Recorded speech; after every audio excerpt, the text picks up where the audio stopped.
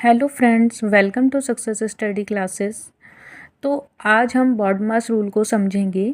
BODMAS rule maths का एक बहुत ही इम्पॉर्टेंट रूल है, या कहा जाए कि ये मैथ्स का एक बेस है। बॉडमास में इंग्लिश के 6 लेटर हैं।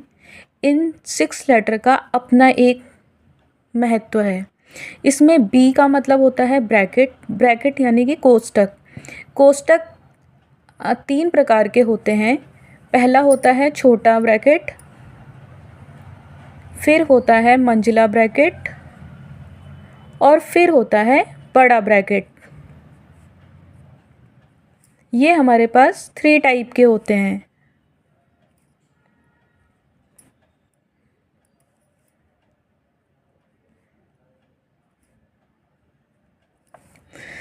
यदि किसी सिंप्लीफिकेशन में हमारे पास ये तीनों कोष्टक हों या ब्रैकेट हों, तो सबसे पहले हम छोटे ब्रैकेट को, उसके बाद हम मंझले ब्रैकेट को और फिर हम बड़े ब्रैकेट को, इसी सीक्वेंस में हम इन ब्रैकेट को हल करते हैं।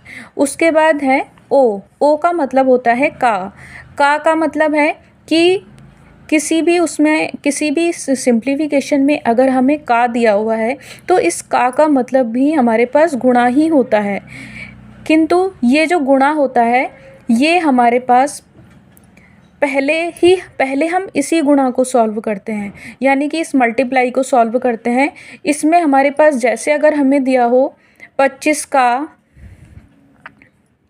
50% डिवाइड बाय 100, तो हम इसमें पहले का को हल करेंगे। का मतलब होता है गुणा, या हम अगर हमारे पास किसी पावर में, यानी कि जैसे a की पावर 2 है, तो हम पहले इस पावर को सॉल्व करेंगे सिंप्लीफिकेशन में ब्रैकेट के बाद, और फिर हम आगे का जो पार्ट है उसे सॉल्व करेंगे।